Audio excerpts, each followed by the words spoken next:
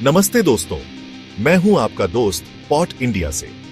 आज हम एक गंभीर विषय पर बात करेंगे जो हमारी अर्थव्यवस्था से जुड़ा है। हाल ही में आरबीआई की रिपोर्ट में विदेशी निवेश यानी एफडीआई में भारी गिरावट देखी गई है।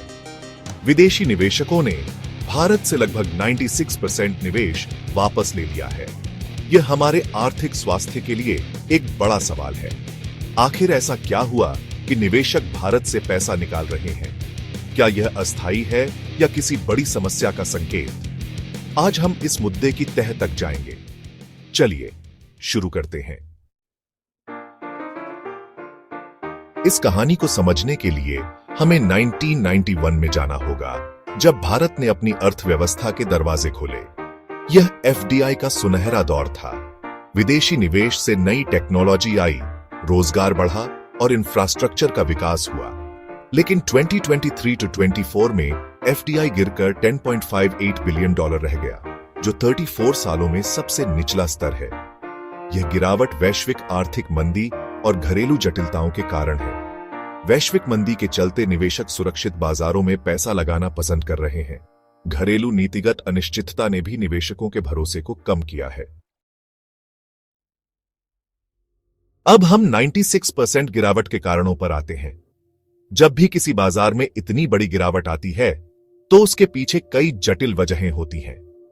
इन कारणों को समझना जरूरी है ताकि हम भविष्य में ऐसे जोखिमों से बच सकें।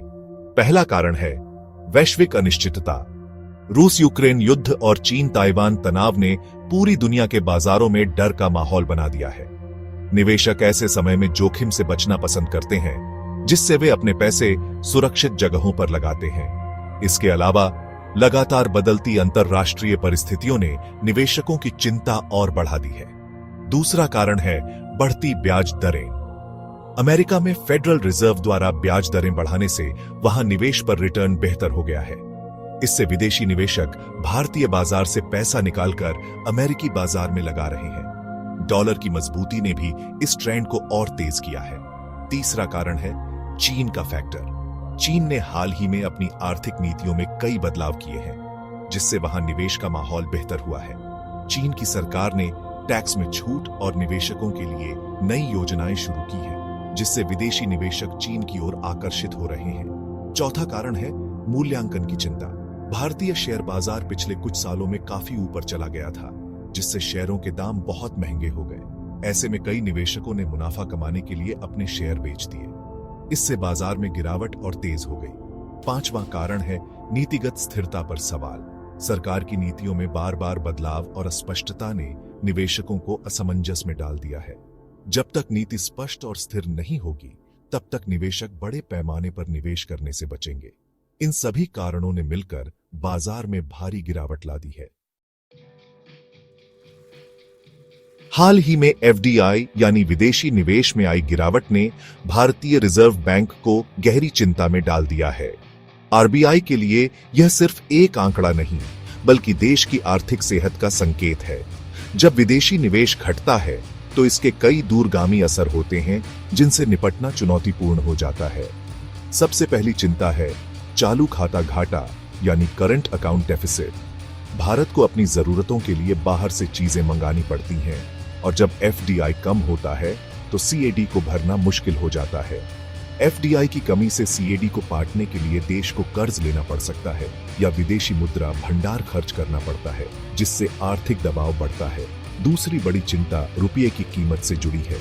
जब डॉलर की आमद घटती है तो रुपया कमजोर होता है, जिससे आयात महंगा हो जाता है। डॉलर की कमी से न सिर्फ रुपया कमजोर होता है, बल्कि पेट्रोल, डीजल, गैस जैसी जरूरी चीजें भी महंगी हो जाती है, जिससे आम आदमी पर महंगाई का बोझ बढ़ता है। तीसरी चिंता विदेशी मुद्रा भंडार की है। एफडीआई घटने से देश के पास डॉलर और अन्य विदेशी मुद्रा का भंडार कम हो जाता है, जिससे आर्थिक सुरक्षा खतरे में पड़ सकती है। अगर विदेशी मुद्रा भंडार लगातार घटता रहा, तो भारत को वैश्विक बाजार में अपनी साख बनाए रखना मुश्किल हो सकता है। चौथी चिंता निवेश के माहौल को लेकर है। एफडीआई में गिरावट से भारत की छवि निवेशकों के बीच कमजोर पड़ती है, जिससे नए निवेश आने में हिचकिचाहट होती है। निवेश का माहौल कमजोर होने से स्टार्टअप्स, इंडस्ट्री और इंफ्रास्ट्रक्चर प्रोजेक्ट्स पर भी असर पड़ता है, जिससे आर्थिक विकास की रफ्तार धीमी हो सकती है। पांचवी चिंता आर्थिक विकास की गति है। एफडीआई की कमी से नए प्रोजेक्ट्स में निवेश घटता है, जिससे रोजगार के मौके और जीडीपी ग्रोथ दोनों प्रभावित होते हैं। इससे युवाओं के लिए नौकरियों के अवसर कम हो सकते हैं और देश की आर्थिक प्रगति पर भी ब्रेक लग सकता है। इसलिए आरबीआई की ये चिंताएं सिर्फ आंकड़ों तक सीमित नहीं है, बल्कि देश की आर्थिक स्थिरता और आम लोगों के भविष्य से जुड़ी है। इन चुनौतियों का हल निकालना अब और भी जरूरी हो गया है। एफडीआई यानी विदेशी प्रत्यक्ष निवेश की गिरावट का सीधा असर सबसे पहले रोजगार पर पड़ता है। जब विदेशी कंपनियां भारत में निवेश कम करती हैं, तो नए उद्योगों और फैक्ट्रियों की शुरुआत धीमी हो जाती है। इससे नौकरियों के नए अवसर कम बनते हैं और बेरोजगारी बढ़ने लगती है। नई कंपनियों का आना कम हो जाता है, जिससे रोजगार सृजन धीमा पड़ता है। इससे युवाओं को नौकरी पाने में दिक्कतें आती हैं और कई लोग अपने हुनर का पूरा इस्तेमाल नहीं कर पाते। मेक इन इंडिया जैसे महत्वाकांक्षी कार्यक्रमों पर भी इसका असर पड़ता है। विदेशी निवेश की कमी से इन योजनाओं को गति नहीं मिल पाती, जिससे भारत को मैन्युफैक्चरिंग हब बनाने का सपना अधूरा रह जाता है। विदेशी निवेश की कमी से मैन्युफैक्चरिंग हब बनने का सपना मुश्किल हो जाता है। कई बड़े प्रोजेक्ट्स या तो रुक जाते हैं या उनकी रफ्तार बहुत धीमी हो जाती है। बुनियादी ढांचे के विकास में देरी होती है। सड़कें, पुल, मेट्रो और अन्य इंफ्रास्ट्रक्चर प्रोजेक्ट्स समय पर पूरे नहीं हो पाते, जिससे आम लोगों की जिंदगी भी प्रभावित होती है। एफडीआई की कमी से इंफ्रास्ट्रक्चर प्रोजेक्ट्स प्रभावित होते हैं। इससे देश की आर्थिक गति धीमी पड़ती है और विकास की रफ्तार थम जाती है। साथ ही महंगाई भी बढ़ती है। रुपया कमजोर होने से आयात महंगा होता है, जिससे रोजमर्रा की चीजों की कीमतें बढ़ जाती हैं। आम आदमी की जेब पर सीधा असर पड़ता है और जीवन यापन महंगा हो जाता है। शेयर बाजार पर भी असर पड़ता है। निवेशकों का भरोसा कम होता है और बाजार में अस्थिरता बढ़ जाती है। विदेशी निवेशकों की बिकवाली से बाजार गिरता है। इससे छोटे निवेशकों को नुकसान होता है और अर्थव्यवस्था में अनिश्चितता बढ़ती है। कुल मिलाकर एफडीआई की गिरावट अर्थव्यवस्था के हर कोने को प्रभावित करती है, चाहे वह रोजगार हो, विकास, महंगाई या शेयर बाजार। इससे देश की आर्थिक मजबूती कमजोर पड़ती है और आम लोगों की जिंदगी पर गहरा असर पड़ता है। एफडीआई की गिरावट पर अंतर्राष्ट्रीय मीडिया और वित्तीय संस्थानों की नजर है। वे इसे भारत के लिए चेतावनी मानते हैं। रिपोर्ट्स में भारत की नौकरशाही की जटिलताओं और नीतिगत अस्पष्टता का जिक्र होता है। कुछ विश्लेषक भारत की लंबी अवधि की विकास कहानी को लेकर सकारात्मक हैं। वे मानते हैं कि यह गिरावट अस्थायी है और भारत की मजबूत मांग इसे आकर्षक बनाए रखेगी। अंतर्राष्ट्रीय प्रतिक्रिया सतर्कतापूर्ण आशावाद की है।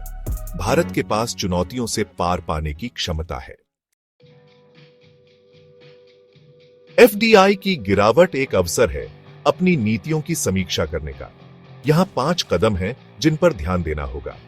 पहला, नीतिगत स्थिरता सुनिश्चित करना। निवेशकों को भरोसा दिलाना होगा कि नियम स्थिर रहेंगे। दूसरा, व्यापार करने की प्रक्रिया को सरल बनाना।